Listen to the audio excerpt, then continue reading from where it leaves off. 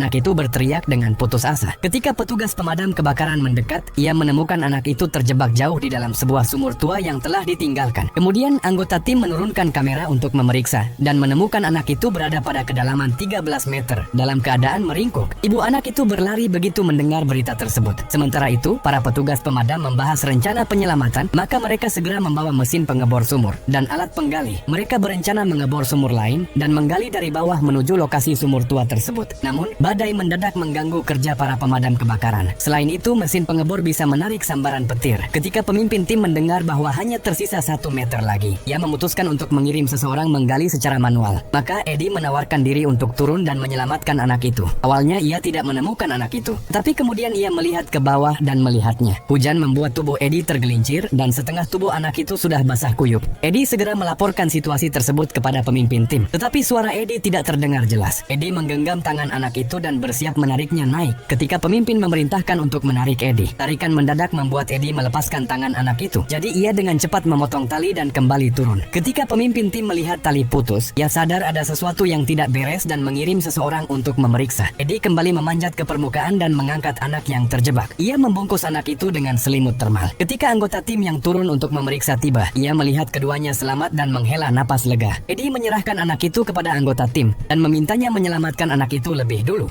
Kemudian ia meminta agar tali diturunkan lagi untuk menyelamatkannya. Setelah terperangkap selama lebih dari belasan jam, anak itu berhasil diselamatkan. Anggota tim bersorak dan merayakan. Tetapi kemudian petir menyambar sumur. Mesin pengebor dan Eddie langsung tertimbun pasir. Para anggota tim segera bereaksi dan berlari ke mulut sumur. Mereka mencoba membukanya dengan menggali menggunakan tangan. Karena mesin pengebor rusak, mereka tidak bisa membawa yang baru. Eddie sadar dari komanya dan menggunakan walkie-talkie untuk menghubungi tim, tetapi tidak ada yang menjawab, sehingga ia jatuh dalam keputusasaan. Kemudian ia teringat akan sungai bawah tanah dan menyelam ke dalamnya untuk mencari jalan keluar. Ketika masker oksigennya menunjukkan oksigen hampir habis, ia harus melepaskannya. Ia mengambil napas dalam-dalam dan menyelam kembali ke air. Saat oksigen dalam tubuhnya hampir habis, kesadarannya mulai memudar. Ia teringat anaknya, rekan-rekannya, rasa tidak berdaya saat tidak bisa menyelamatkan istrinya, dan kata-kata terakhir dari sang istri. Maka ia berenang ke depan dengan penuh keputusasaan dan akhirnya muncul di sebuah bendungan terdekat. Ia menghirup udara segar. Pada saat itu, pemimpin tim sedang menyusun rencana penyelamatan. Suara datang dari belakang.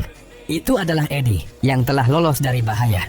Ia roboh di tanah dan seorang anggota tim mendekat untuk membantunya.